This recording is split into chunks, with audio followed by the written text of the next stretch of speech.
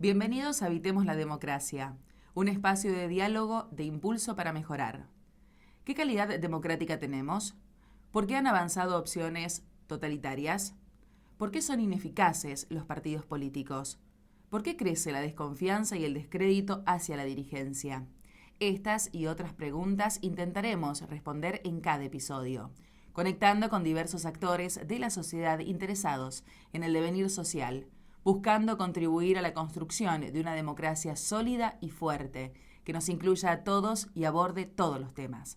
Acompáñanos a debatir y reflexionar sobre una democracia que, lejos de estar despoblada, esté habitada por todos y todas. Espacio producido por Impulso para Mejorar, conducido por Fabián Peralta.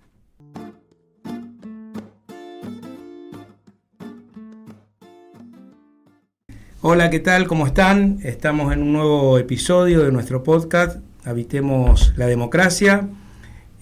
Hoy con una visita especial, Melania Musuruana. Melania es psicóloga, tiene una trayectoria muy importante y especialmente participando de la Universidad del Gran Rosario, una universidad que nosotros también siempre rescatamos como una universidad muy vinculada con toda la vida de la ciudad y de la región. Melania dirige el Centro de Estudios Sociales en Salud, también participa de la Secretaría de Extensión Universitaria, y esto de alguna manera conecta lo que vengo diciendo, que es una universidad que particularmente se preocupa por ser una usina de convocatoria y de pensamiento de lo que nos está pasando a la ciudad y a la región. Así que bueno, Melania, muchas gracias por aceptar la invitación, muchas gracias por venir a nuestro podcast. Bueno, muchas gracias, Fabián, a vos, Andrea, y a todo el equipo. Sí, vamos a nombrarlo a Miguel, porque si no, claro. si no después se nos hace reclamo. Bueno, Melania, yo quería un poco, para arrancar, siempre más o menos repito lo mismo, que vamos seguramente a ir y venir en el tiempo, en la medida que avance la charla, pero a mí siempre me gusta indagar o saber cómo una persona, en este caso, cómo vos llegaste a interesarte por una problemática como es el tema de la violencia, de la salud, de cómo impacta, de las distintas violencias, los distintos planos de violencia que podemos padecer y generar, las dos cosas, como sociedad. ¿Cómo fuiste encarrilando tu estudio hacia esa dirección, digamos? ¿Qué te fue llevando a eso? Bueno, creo que por mi formación siempre tuve preguntas en relación al tema de la violencia. En la medida en que me fue tocando formar parte de distintos equipos de trabajo y en roles institucionales de responsabilidad, fui pensando también el tema de la violencia más en relación a eso, ¿no? A los lugares institucionales, a los procesos de trabajo, pero nunca con la impronta que tuvo la pregunta cuando abrimos hace pocos años el Centro de Estudios Sociales en Salud. Yo doy salud colectiva dentro de la universidad hace mucho tiempo. Allí enseñamos dentro del objeto, digamos, de estudio de la salud colectiva, que es el proceso de salud, enfermedad, atención. Estudiamos los determinantes sociales de la salud y la enfermedad. Y entre esos determinantes, por supuesto, que procesos sociales como los procesos de violencia tienen un lugar importante. Pero bueno, cuando nos toca inaugurar el centro de estudios, las primeras preguntas tenían que ver con, bueno, cómo afecta a la salud de la población rosarina, nuestra inserción más inmediata de la UGR, si bien tenemos diferentes sedes, es la de Rosario, cómo afectaba este estigma, entre comillas, porque no es tan estigma, está bastante objetivado en tasa de homicidio, de Rosario como una ciudad violenta. Digo estigma porque es muy esencialista decir que Rosario es violenta, ¿no? Pero que sí observábamos que hay procesos de enfermar, procesos de atención muy afectados por las violencias, sobre todo las violencias que se dan en los distintos barrios donde hay violencia armada. Digamos, de hecho, Rosario ha generado un dispositivo propio para atender la violencia armada, que es el DISBA.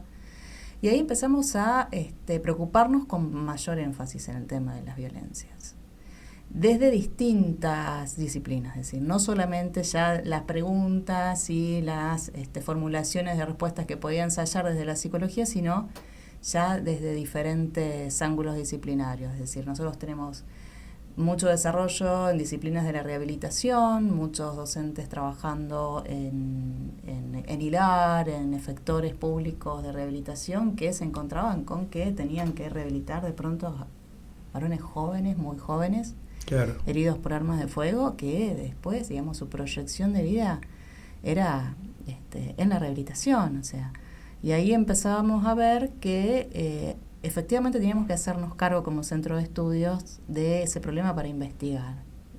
Como bien decías vos, la universidad asume un rol de compromiso con la sociedad que habita, y en este caso la producción de conocimientos del centro de estudio y desde la investigación, que es una función que nosotros desarrollamos por lo menos con responsabilidad y compromiso. Después veremos si con resultados buenos, pero bueno, nos propusimos ir por esa vía con un programa grande y ambicioso que compartimos con la Universidad de Guadalajara. Sí, vi algo de eso, y ustedes, en todo el proceso que se dio en nuestra ciudad, que también para todos nosotros, como vos decís, por ahí uno, sobre todo cuando veía algunos abordajes que hacían los medios de comunicación de Buenos Aires, daban mucha indignación, digamos, porque no hacían más que agregar distorsión a un problema que obviamente tiene bases reales, pero producto del estudio que hicieron ustedes, digamos, ¿cómo hay algún hecho particular que uno pudiera determinar, bueno, esto empezó a acelerar a lo mejor, porque son procesos de dinámica social que por supuesto no tienen un día de comienzo, pero o elementos distintivos que podamos decir, bueno, respecto a lo que pasa en nuestra ciudad, podemos marcar algunas cuestiones en particular. Yo te hago un paréntesis, nosotros trabajamos muchos años con un taller infantil en Barrio La Lata, en Villa La Lata. Y los chicos, estoy hablando del 90 al 2007, 2008. Uh-huh. Los chicos de ese momento son adultos que tienen hijos a su vez ahora. Y yo me sé cruzar con algunos de ellos y ellos me dicen, no, mira, el barrio está nada que ver a cuando venían ustedes. Y el barrio se urbanizó, el barrio sí. Desde ese punto de vista se mejoró. Sí, yo tengo recuerdo, hice mi residencia en el Vilela en el 2002 y 2003. Y fue en el momento ahí... Claro, pero ellos dicen, pero ahora está peor en cuanto a violencia. Ahora, incluso dicen, mira, yo mismo evito algunas esquinas, evito algunos lugares, tengo... ¿Cuáles fueron los nutrientes para que ese proceso explotara como explotó, y cómo se aceleró en pocos años de una manera tan importante? Bueno, en principio lo que nosotros observamos tenemos 7 líneas diferentes de investigación dentro de ese programa. En esas 7 líneas abordamos diferentes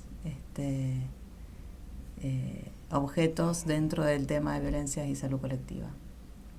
Y además comparamos o compartimos las experiencias dentro de esas mismas líneas de investigación con una ciudad que también ha escalado mucho en las violencias territoriales, que es Tlajomulco de Zúñiga, del área metropolitana de Guadalajara.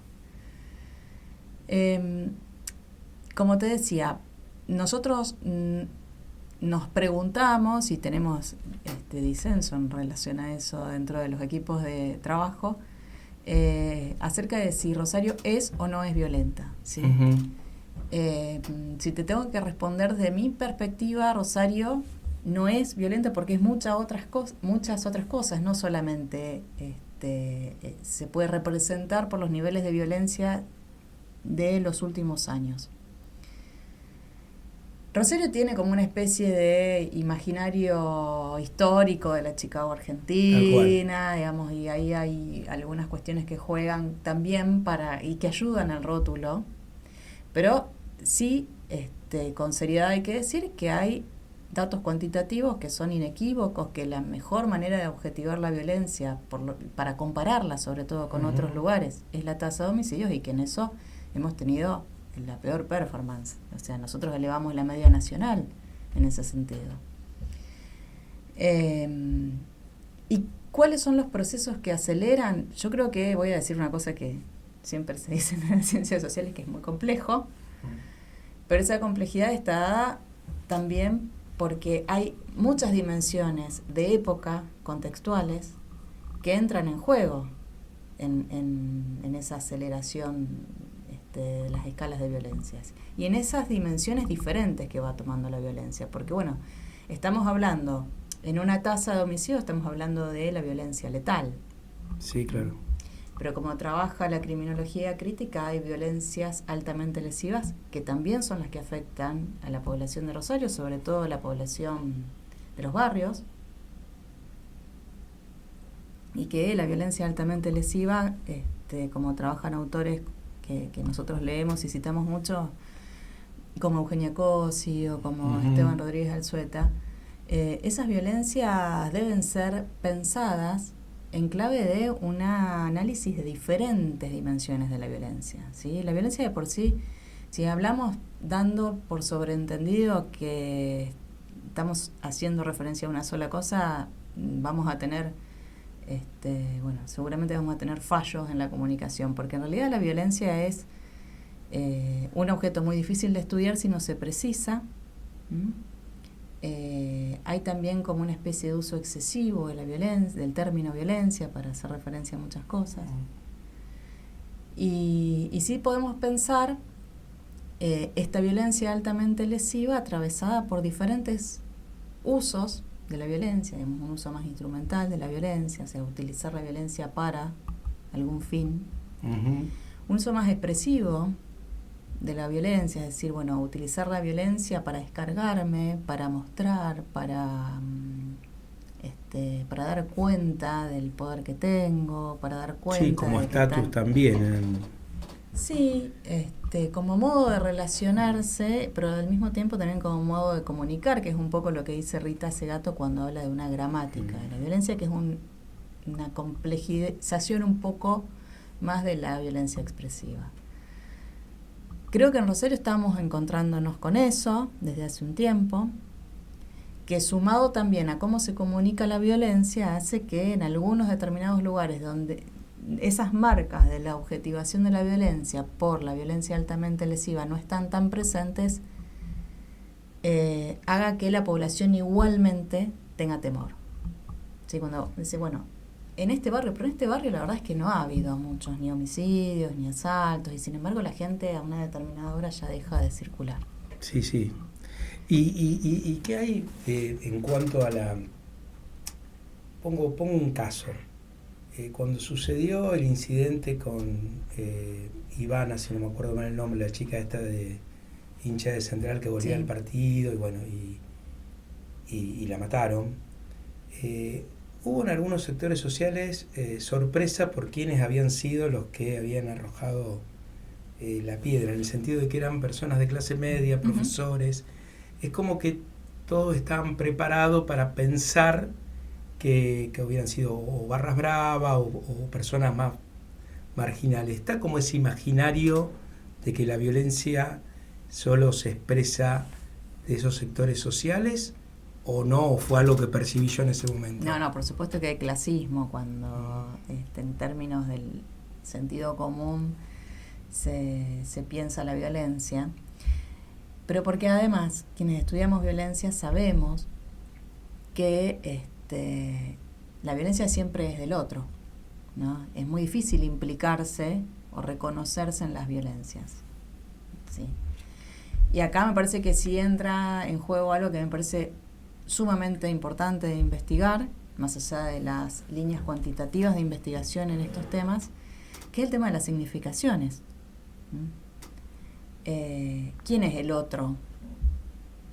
Para quienes hegemónicamente tienen poder de construir significaciones. El otro siempre va a ser el otro, el pobre, el negro, el diferente, ¿sí? Y si pensamos que la violencia siempre la aporta el otro, primero no tenemos nada que revisarnos en nosotros. Correcto. Y segundo, ese otro siempre va a tener caracteres que tampoco vamos a reconocer en nosotros, ¿sí? Que un poco es lo que está pasando, me parece, como dato de época, es que se va exacerbando la xenofobia, se va exacerbando la homofobia, muchísimas, los digo en términos de fobias porque es como nos vamos a entender un poco en el consenso lingüístico, pero no son fobias propiamente dichas, claro, ¿no? Claro. Tiene más que ver con una tendencia odiosa que fóbica. Uh-huh. Sí, la necesidad de construirlo, eso. Exactamente, y de poner todo ahí. Sí, sí. Y en esa distinción quedarse un poco a salvo, a resguardo y tranquilo de que yo no tengo nada que ver con esto. Claro. ¿No? Y ahí es donde sí entra otro régimen de significación de las violencias que no tiene que ver con el que te decía hace un rato, y ahí ya me hago más cargo de mi palabra, no tanto como investigadora, sino como ciudadana.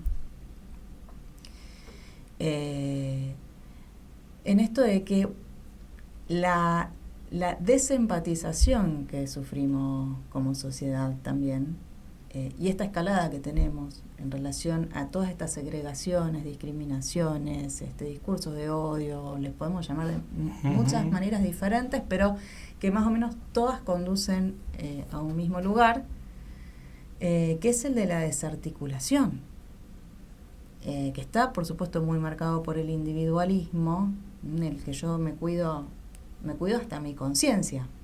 Claro. Que yo no tengo nada que ver con esto.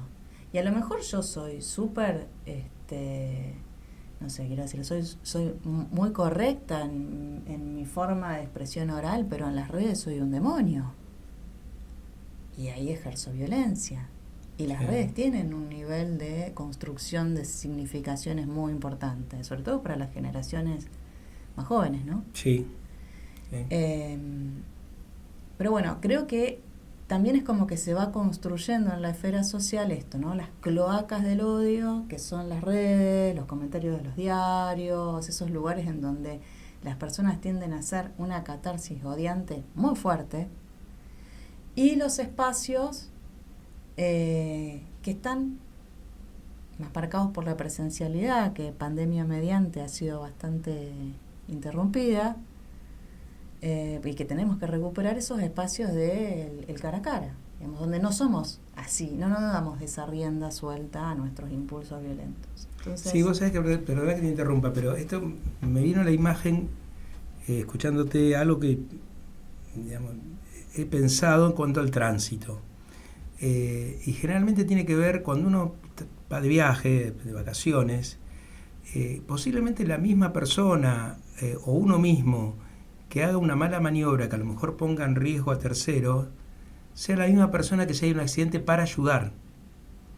Y a mí me pasó, la otra vez tuvimos la desgracia de pasar por un lugar donde había habido un accidente hacía unos minutos antes, y era impresionante cómo la gente paraba, quería ayudar, y esa dualidad, digamos, esa contradicción que estarán cada uno de nosotros, me parece que se repite, y que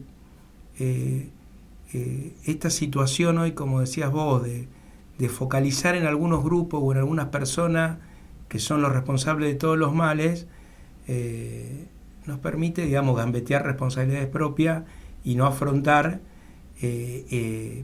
situaciones que, si no las resolvemos de los colectivos, no la vamos a resolver desde lo individual. Seguro, pero también es necesaria la reflexión, digamos, la autorreflexión en ese sentido, como decís vos. Una persona puede en una escena tener una forma de conducirse violenta y en otra ser sumamente empático y solidario.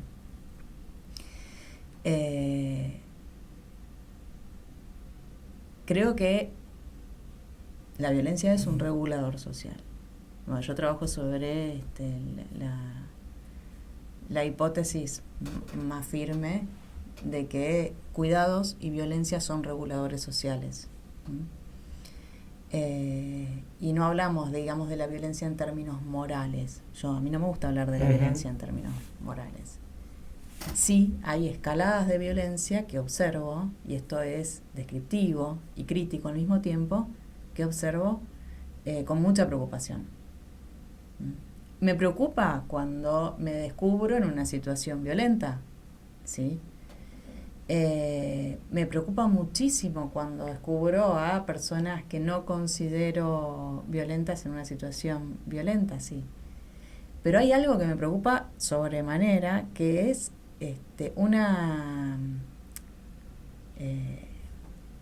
¿cómo decirlo? Una línea de violencia que está muy difícil de frenar si no se reconduce a la reflexión, si no se reconduce a tomarse otros tiempos, otros canales de comunicación. ¿Por qué? Porque por ahí, y acá voy a decir algo que, bueno, un maestro que tuve lejos, pero muy cercano al estallido del 2001, que fue Tato Pavlovsky, decía: los que tuvimos el privilegio de pasar por la universidad y de tener las proteínas para poder pensar, tenemos el deber de poner paños fríos en situaciones de estallidos, o sea, el deber no el deber de superioridad, sino el deber de empatía, de solidaridad, de poner paños fríos, ¿no? Y eso va en lo micro, porque Tato lo decía en relación a lo micro. O sea, si nosotros vemos que se altera un asado, o sea, en ese lugar, no podemos estar matando, y lo digo concretamente en relación a lo que puede llegar a estar pasando hoy en la vida universitaria, ¿no?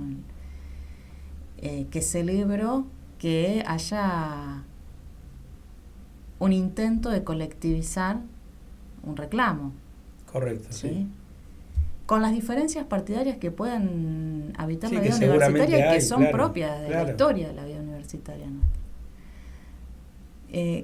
No confundir discutir con pelear, no confundir el debate con la pelea. Creo que hoy están muy confundidas esas es un problema muy, muy, muy profundo, porque el debate y la discusión hacen a la esencia del sistema. Y me parece que nosotros desde los espacios políticos,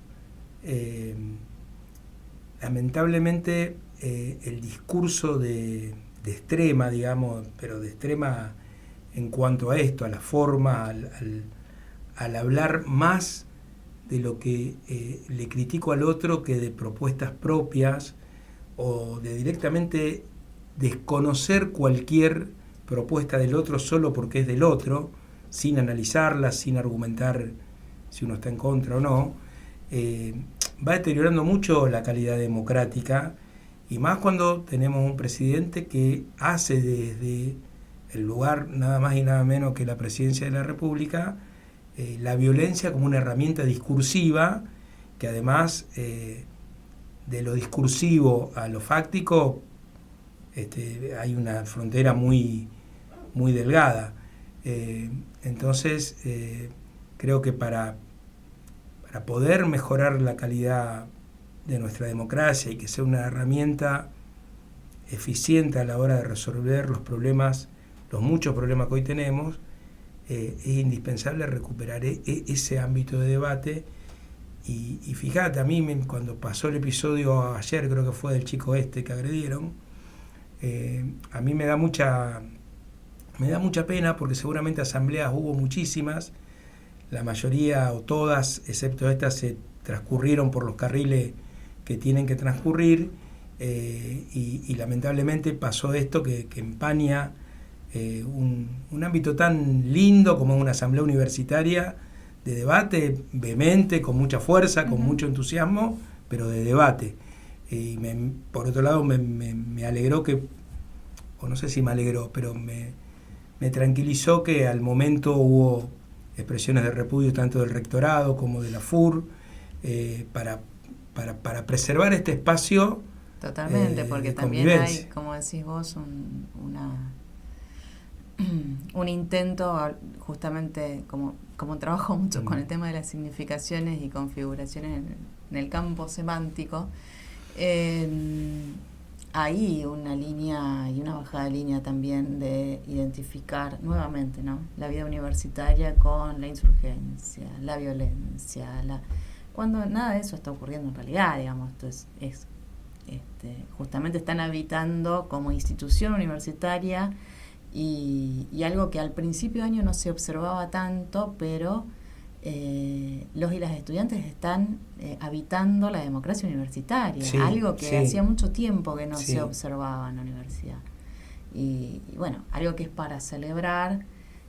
De pronto hay una mirada hoy, que es la mirada oficialista, ¿no?, que es que las universidades son un reducto de comunistas violentos, ¿no? Sí. Y eso va, por supuesto, que en detrimento de un significado de la vida universitaria como una vida democrática. Pero bueno, más allá de eso, volver a este punto en donde hay una revisión de la violencia, tratando de desmoralizar el término de la violencia y pudiendo pensar esto que te decía, la violencia es un regulador de las relaciones sociales, ¿sí? Por lo tanto, no pretendemos que no exista. De hecho, muchas de las conquistas históricas de la vida social mundial han tenido el uso de la violencia para el logro de ciertos derechos, o hay hitos, digamos, de violencia que hay que revisarlos históricamente de manera crítica, pero no hay que pensar, porque si no estamos en una especie de mirada completamente ingenua de la función social que tiene la violencia y de la función histórica política que tiene la violencia. Pero bueno, es una preocupación, sin dudas es una preocupación. Es una preocupación que, como te decía antes, en términos empíricos, observábamos directamente con un impacto e incidencia en los indicadores de salud, en indicadores... ¿Cómo cuáles? Y lesiones por arma de fuego, en las rehabilitaciones, ¿Y en cuanto a salud mental? Y ahí va, ¿no? Y después, indicadores que son más difíciles de obtener en términos de procesos subjetivos, porque no todos los impactos que puedan tener las violencias sobre la salud mental conducen luego a un usuario o una usuaria de los servicios de salud mental, ¿no? Se observan más en estos, ¿no?, en estos modos de relacionarse, que con preocupación uno puede pensar, bueno, los observo más en el grupo de amigos de mis hijas, en las formas que tienen de hablarse, se observa cuando en una escuela se produce una pelea, digamos, con violencia física y no intervienen las autoridades, ¿no? Porque ¿qué está pasando en esos territorios? Y ahí hay algo que tiene mucho que ver con los padecimientos subjetivos, que no se están pudiendo tramitar de otra forma. Claro. Que no están encontrando canales para poder ser hablados, conversados, interlocutores para poder tener esas conversaciones. Sí, eso, incluso que se quieran provocar que haya la receptividad. Yo a veces lo veo en los grupos de padres y madres cuando se suscita algún caso en la escuela, y cómo en general la primera reacción es, bueno, apartar al chico o a la chica que tiene el problema, y todo lo demás estamos estamos bien, digamos, ¿no? Bueno, por un poco dentro de esta lógica que te decía de que siempre el violento es el otro. Claro. ¿No? Yo creo que sí, que hay que hacer mucho trabajo en relación a estas significaciones, ¿no? Porque además es una época que tiende a polarizar mucho esto. Tal cual. El otro es un otro muy lejano. Sí, totalmente distinto. Y el propio tiene que ser muy cercano. Ya cuando empieza a mediar alguna diferencia, no hay espacios de proximidad, como te decía, no los observo. Recién ahora con esto que empieza a suceder un poco en la vida universitaria, que además no me sorprende porque la universidad tiene de eso, tiene de brindar espacios para debatir, y ese es el espíritu que nosotros reivindicamos también. Es en esos espacios donde la proximidad, por supuesto, se pueden matar en una discusión, pero es un poco también como, bueno, antes de empezar hablábamos del hip hop y el rap, sí. Es como en las batallas de freestyle, o sea, hay algo arreglado, te puedes decir de todo, es más, te puedes matar con la palabra, pero está arreglado, en términos de reglas, sí, no de arreglo. Sí, se entendió. Y eso es sumamente interesante en el intercambio. Y eso también es interesante en pensar la violencia como teniendo un lugar, pero que no sea un lugar que destituya al otro absolutamente. Claro. Lo que pasa también, te escuchaba y pensaba, esos ámbitos que se generan, vuelvo a la escuela, reunión de padres, pero no reunión en la escuela. Nos vamos a juntar los padres, las madres, lo que fuera, que me suele pasar. Y no falta el que dice, bueno, pero no hablamos ni de política, ni de fútbol, ni, viste, eso que está muy instituido, ni de religión, que dice, bueno, no hablamos de nada entonces. Porque no podemos hablar y discutir, porque digamos, también la palabra discusión en algún punto está como que con una connotación negativa, ¿no? Si vos discutiste, no, podemos discutir, podemos debatir, podemos pensar distinto. ¿Cómo poder construir eso y que no termine o no hablar directamente o en una situación de violencia que también me ha pasado, digamos? Sí, yo creo que en realidad a veces hay como una especie de sabiduría popular que arregla de esa manera los encuentros. Claro, los garantiza, digamos, sí. Los garantiza sabiendo que hay otras cuestiones en común, que es muy interesante. Hace poquito hicimos por segundo año consecutivo el evento de construcción de paz junto con la Universidad de Guadalajara, y se sumó este año la Universidad Libre de Colombia con su Observatorio de Paz. Perdona, ¿qué consiste en qué el encuentro? Contanos un poquito. El 21 de septiembre, una fecha ONU, se celebra el Día Internacional de la Construcción de Paz, o el Día Internacional de la Paz. Cada vez está tomando más relevancia el tema de la construcción de paz en términos globales, porque bueno, estamos en época de guerra, de guerras, sí, de varias.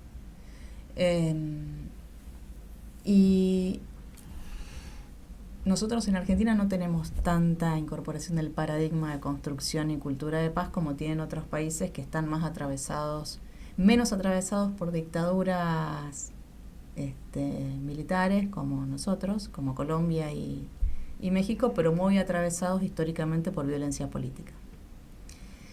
Y en donde han tenido, sobre todo Colombia, en relación a México, pero Colombia ha tenido procesos de paz, intentos de procesos de paz muy, muy importantes.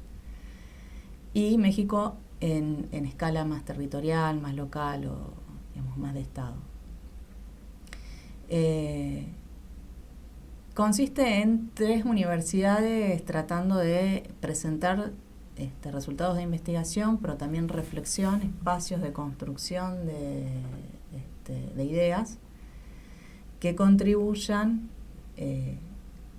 a pacificar las sociedades de las que viene cada universidad, a pensar estrategias para pacificar y también a pensar qué queremos decir cuando hablamos de paz. No estamos hablando de algo inalcanzable, porque hay experiencias sociales que son un poco las experiencias modelos que demuestran que territorios muy atravesados por violencias armadas han sido pacificados gracias a otros recursos que tenemos los seres humanos, que son los recursos culturales, los recursos artísticos, la educación, la salud. Digamos. Brindar derechos que son derechos, yo los pienso como derechos colectivos y por suerte hay consenso en nuestros equipos.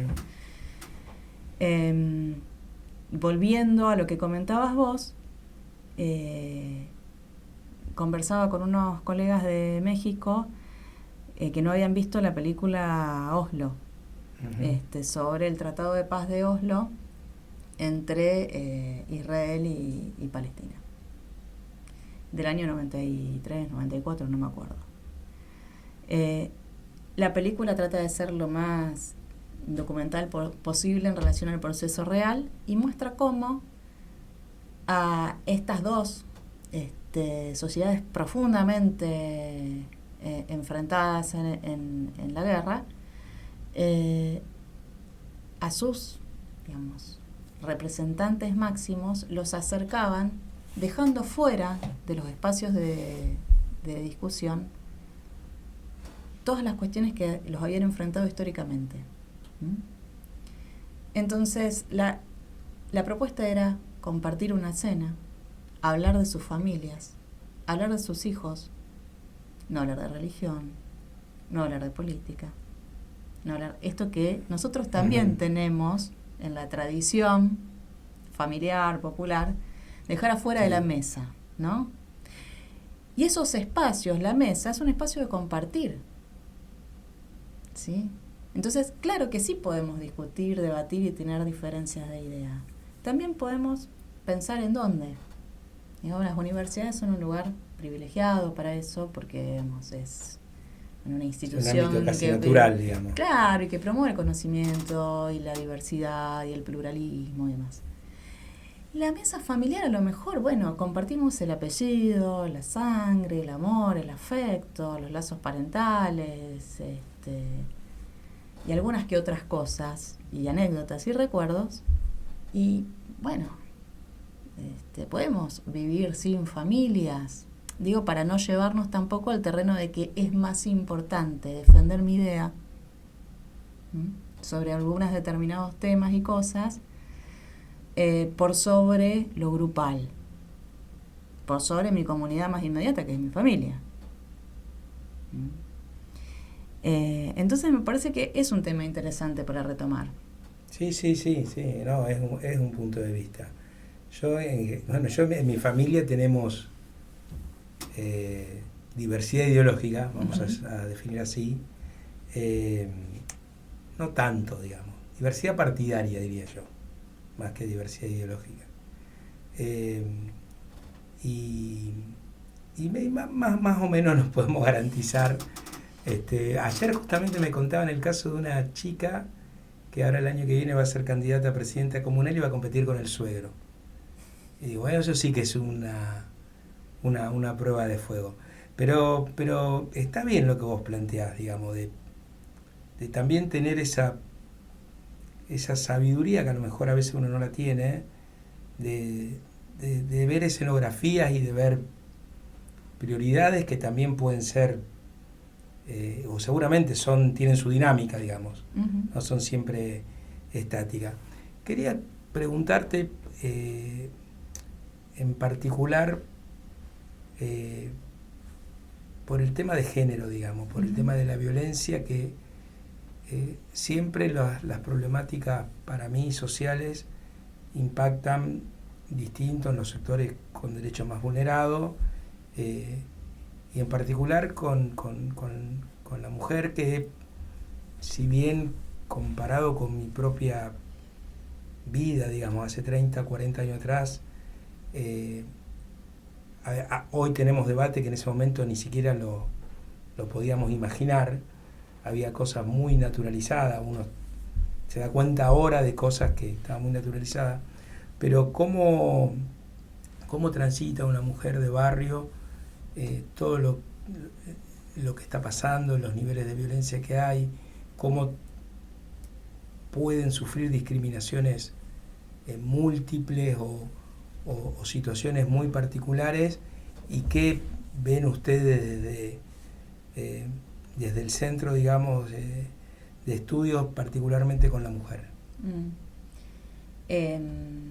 Nosotros, de las líneas de investigación que tenemos una en la que participo, en donde abordamos el tema de la violencia desde una perspectiva de género, pero no tomando como objeto de estudio, por lo menos no como población de estudio, a las mujeres, sino tomando justamente la población... en totalidad. No, la población que consideramos que más afecta, que más es afectada y que más afecta en los eventos de violencia letal, que es la masculina. Que esto no quiere decir que no haya un incremento de la victimización femenina, sí, y que la perspectiva de estudio de los varones o de masculinidades es una perspectiva de estudio dentro de los estudios de género y dentro de los históricos estudios feministas, ¿no? El tema es pensar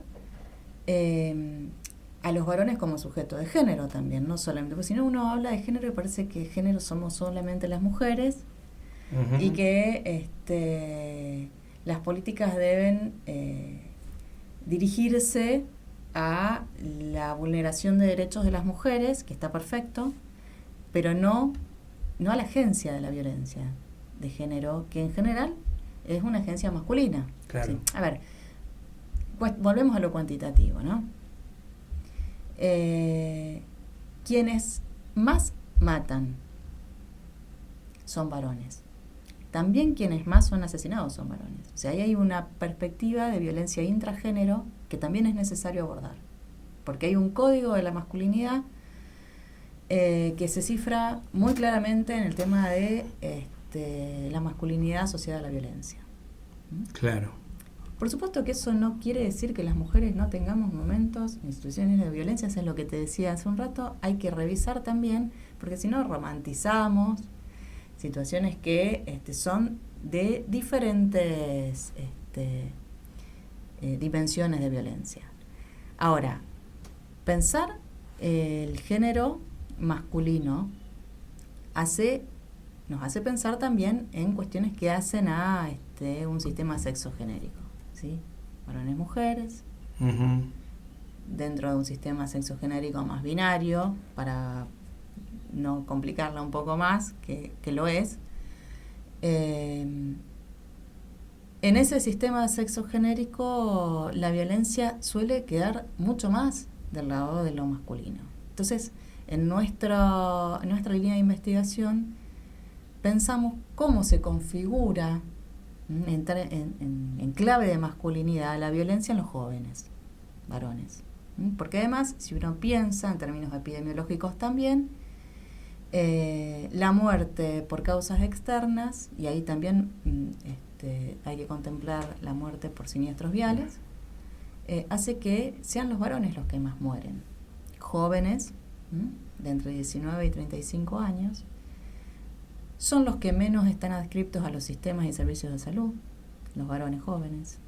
O sea, hay toda una cuestión que hace a la salud de los varones, que hace a la mortalidad de los varones como con un número mucho más importante en relación a la mortalidad femenina en edad joven. Por supuesto que cuando uno piensa los femicidios, en México utilizan un término que es muy interesante, que es el de feminicidio.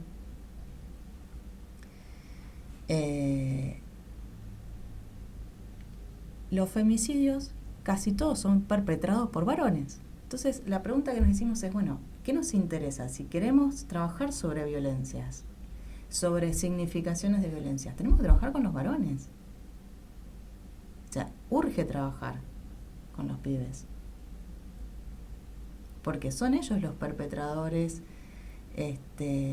más habituales. Y habituales no, lo uso con intención, ¿no? Porque lo que vos decías, estamos habituados a que la violencia venga de ese lado. Y eso no es algo natural.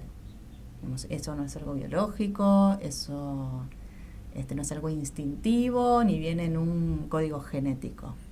Eso es algo profundamente social y construido Claro. con preceptos de género, con mandatos de género, que hoy están viéndose muy amenazados por los movimientos de mujeres. Y ahí es donde la mujer entra en un lugar diferente, porque si bien entra también en su lugar histórico como víctima de la violencia, también entra en un lugar de empoderamiento, y ese empoderamiento genera reacción, y de hecho lo vemos. Vemos una reacción masiva no solamente es antifeminismo, es antimujer, donde la misoginia es muy, muy fuerte, ¿no? De movimientos de varones que, si querés, digamos, identificarlos en términos más de organización, y googleen manósfera para ver qué ocurre en el mundo hoy con los varones jóvenes organizados. Y en términos más pequeños, más micro y de relaciones familiares, grupales, entre pares, también se observa. Pero volvemos a lo mismo.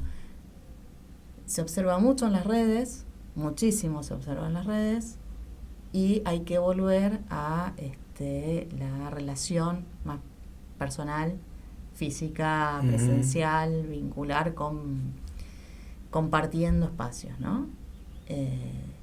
Creo que es recuperar un poco eso para pacificar. Es una de las vías que observamos con mucha seguridad que puede pacificar un poco los lazos. Sí, el tema de las redes y el contacto personal. Nosotros lo charlábamos el lunes, porque también la dinámica social conspira mucho con la posibilidad del encuentro físico, en grupos políticos, en familia, en grupos de cualquier índole. Entonces muchas veces, entre comillas, se resuelven cuestiones por WhatsApp o con todo lo que eso implica en cuanto a malas interpretaciones. Aún, digamos, ni siquiera me meto en el terreno de expresiones de violencia, pero sino de comunicación, digamos, con las dificultades que tiene. Pero ustedes pudieron llevar a la práctica esto que vos decías, bueno, tenemos que trabajar con los jóvenes varones, porque ahí hay un trabajo de construcción cultural que se viene reproduciendo, que es donde tenemos que trabajar o tenemos que operar.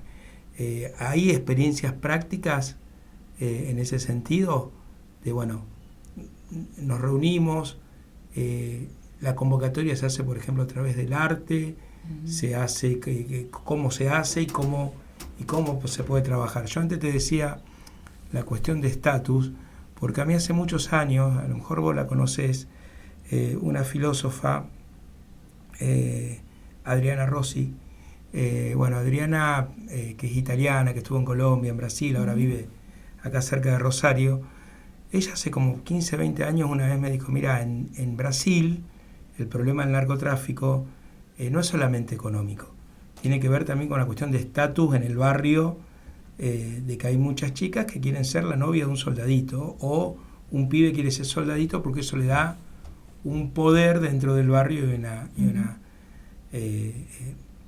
también una pertenencia que no tenían en otro lugar.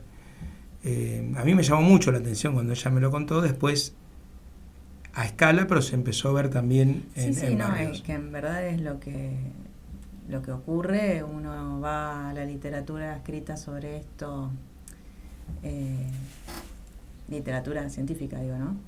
De investigaciones, y en México ocurre eso, en Colombia también ha ocurrido eso, en los momentos más picantes del narcotráfico en Colombia, acá en Rosario también, porque por supuesto se regula, por eso te decía, digamos, la violencia es un regulador social. Y hay una estratificación social que, digamos, que está clara y que tiene que ver, como vos decís, con estatus. Y porque en ese tipo de organizaciones el estatus está garantizado por el uso de la violencia. Y esto, como sabemos, distingue. Entonces sí, está en juego eso. Por supuesto que está en juego eso. También está en juego la supervivencia. Porque hay determinados territorios en donde los pibes jóvenes, si no hacen, son, digamos, no hay un poder de elección. Claro. O sea, no hay libertad, no hay mucha libertad para elegir muchos destinos de tu vida, claro. Digamos.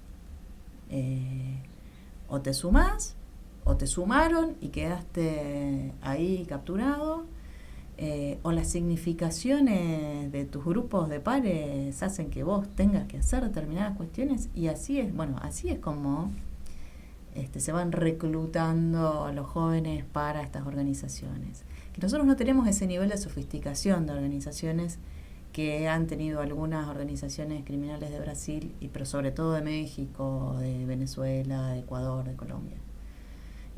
Todavía no llegamos, estamos a tiempo de parar un poco la pelota para ese nivel de sofisticación del crimen organizado. No lo tenemos así. Pero por supuesto que tenemos indicadores sumamente preocupantes sobre los que hay que intervenir. Nosotros no tenemos una iniciativa propia del programa porque estamos en fase de investigación. Bien. O sea, lo que nos propusimos, yo como ex secretaria de Extensión, por supuesto que la función de Extensión la tengo incorporada, claro. Y en la mira permanente, pero llevamos 2 años de trabajo y recién ahora estamos empezando a ver algunos resultados como para poder empezar a pensar en clave de vinculación con la comunidad y ofrecer algo a la comunidad y tener un diálogo con la comunidad que nos permita